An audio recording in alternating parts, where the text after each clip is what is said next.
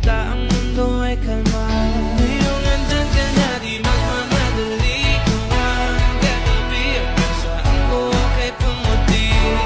Di na maghahanap ng kung anong sagot sa mga tanong dahil ikaw ang katiyakan ko. Hindi na ako bibitaw, iyagin ko na dahil sa'yo. Meron ng kulay ang aking nagsisilbing tanglaw. Ikaw ay dilaw. Di akalain mararamdaman ko muli na nasaktan na bigo. Mukhang delikado na naman ako. Bakit ba kinikilig na naman ako? Pero ngayon ay parang kakaiba pag nakatingin sa iyong mata ang